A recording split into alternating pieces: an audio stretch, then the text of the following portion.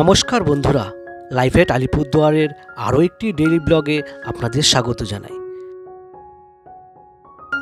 বন্ধুরা, আমাকে নাকি সাধারণত বলছে ডেইলি ব্লগ করার কথা বারণ করেছে, কিন্তু বন্ধুরা দেখুন যে আমি আলিপুরদুয়ারে এসেছি, আর আলিপুরদুয়ারে আমার জীবনটা কেমন চলছে না চলছে সমস্ত কিছুতে একটু তো আলোচনা করা উচিত। হ্যাঁ, এখানে আমরা সকালবেলা এত সুন্দর রোদটা পাচ্ছি। হ্যাঁ, রোদ পেতে পেতে আমরা একটু গল্পের মাধ্যমে এখানে কিছু বই টই পড়ার ব্যবস্থা করেছি, তো বেশ ভালোই তো। আর না, তুমি অবশ্যই তুমি চা বানাচ্ছ, তাই তো? তো যেটা বলছিলাম, আগের দিনই বলেছিলাম যে সকালের এই মিঠে রোদ আর এই ফেব্রুয়ারির সকাল, হ্যাঁ, সাথে এত সুন্দর এক সবুজায়নের দৃশ্য কার না ভালো লাগে বলুন?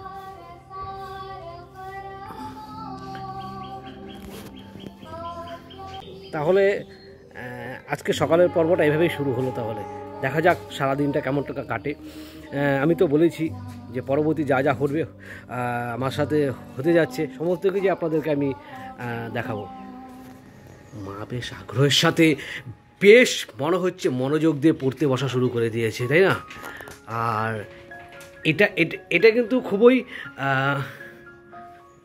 আমাদের এই আসনে বিরাজ, এটা খুবই প্রাসঙ্গিক ব্যাপার যে ডেইলি ব্লগ বানানোটা খুবই চাপের ব্যাপার। দৈনন্দিন ব্যাপার স্যাপার সবগুলোকে আর তুলে ধরা বা এরকম দেখানো সম্ভব, কিন্তু আলিপুরদুয়ারে আমি এসেছি জাস্ট 4 দিন 5 রাতের জন্য। তো এইটুকু তো আমাকে তো দেখাতেই হবে কী করে আমার সময়গুলো কাটছে, কী করে আমি কাটাচ্ছি।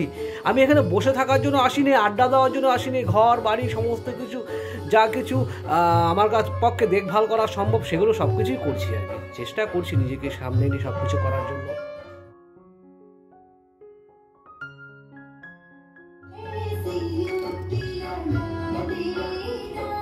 চা অলরেডি রেডি হয়ে গেছে।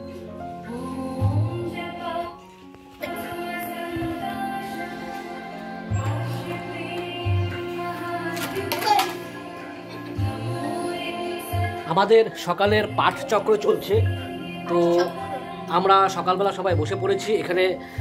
আমাদের এখন কিছুক্ষণ অধ্যয়ন চলবে। সকালটা এভাবেই শুরু হয়, কারণ আজকে এক্সারসাইজটা মোটামুটি করেছি, সেই ভিডিওটা না হয় পরে অ্যাড করব। কিন্তু এই মুহূর্তে আমাদের পাঠচক্র চলছে, কী কী বই আমরা এখানে দেখতে পাচ্ছি সেটা আপনারা দেখলেনি। এরপরে আর নতুন কী কী ইনক্লুড করা হচ্ছে সেগুলোও পরবর্তীতে দেখাচ্ছি আপনারা।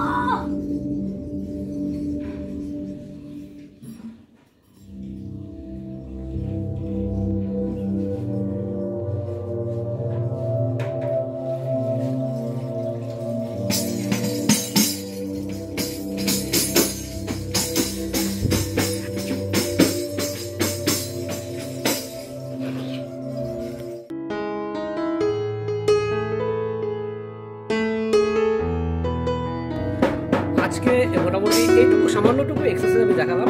এক্সারসাইজ নিয়ে পূর্ণ ভিডিও একটা আসবে, সেটা আমি পরে করছি।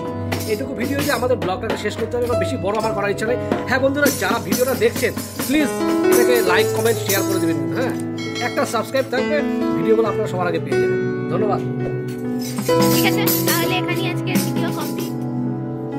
ঠিক আছে বন্ধুরা, আজকের মতো ভিডিও এখানেই কমপ্লিট। আপনাদের সাথে দেখা হবে পরবর্তী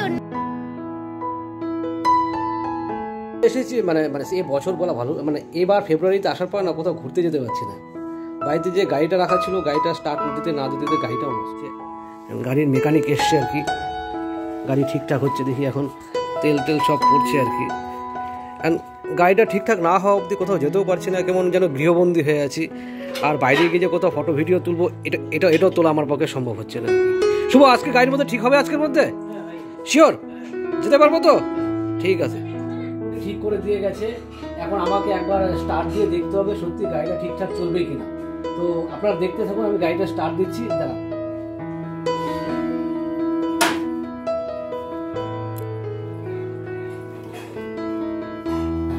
গাড়িটাকে একটু আগে গাড়িটাকে নিচে নামিয়ে নিয়ে স্টার্ট দিই, দেখি ঠিকঠাক স্টার্ট হয় কিনা। যদি স্টার্ট দেয় তাহলে তো একটু এদিক সেদিক ঘুরতে যেতেই হবে, কিছু করার নেই।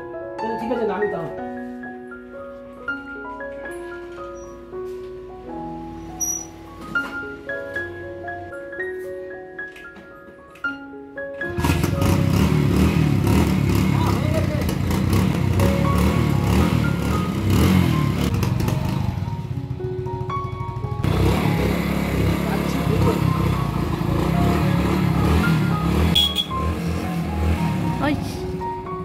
সব ঠিক আছে, এবার যাও। এই তো দিদাও চলে এসছে পাশে।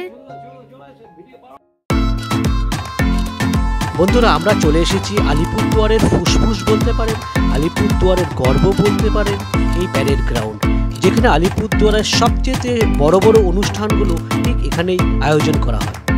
এই যেমন ধরুন না, আলিপুরদুয়ারের ডুয়ার্স উৎসব, বিশ্ব ডুয়ার্স উৎসব কিছুদিন আগেই এই মাঠেই অনুষ্ঠিত হয়ে গেল।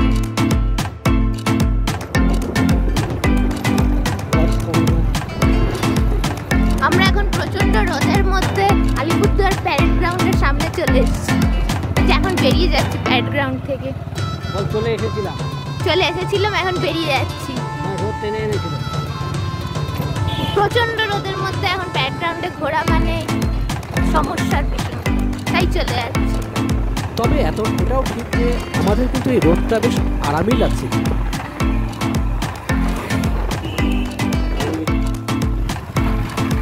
এটা কোন জায়গা?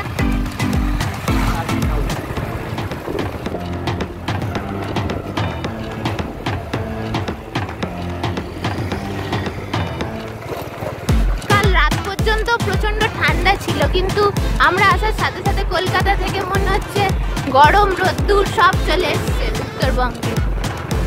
এটার সঙ্গে তুমি একমত? তাই বলছে যে এখানে কোনো সূর্যের কোনো দেখাই ছিল না, সেখানে নাকি এখানে নাকি বেশ জোরালো সূর্যের আলো এবং তাপ দুটোই নাকি জিনিস। প্রায় 3-4 দিন ধরে সূর্যের কোনো দেখা ছিল না, অথচ আমরা আসার পরপরই এত রোদ্দুরের তাপ যে এখন প্রায় ঘর থেকে বেরোনোই যাচ্ছে না। তো আমরা ঠিক করলাম যে আর কোথাও ঘোরাঘুরি করবো না, এখন আবার ঘরে ফিরবো। আর তার সঙ্গে আমরা কয়েকটা টব কিনেছি আজকে সরস্বতী পুজোর আগে গাছ দিয়ে গোটা বাড়ি সাজানোর জন্য। আমরা কয়েকটা টব দিয়ে টবের মধ্যে গাছ এখন রোপণ করবো। টবগুলো কিনে নিয়ে এসেছি, আপনাদের বলছিলাম যে অনেকগুলো টব কিনে নিয়ে আসা হয়েছে। তো সরস্বতী পুজো উপলক্ষে গাছগুলোকে সাজানো হবে সেই জন্য। হ্যাঁ, আর কিভাবে আমরা সরস্বতী পুজোর প্রিপারেশন নিচ্ছি, কিভাবে আমরা সরস্বতী পুজো করছি, এগুলোর জন্য পরের ভিডিওতে চোখ রাখুন আপনারা।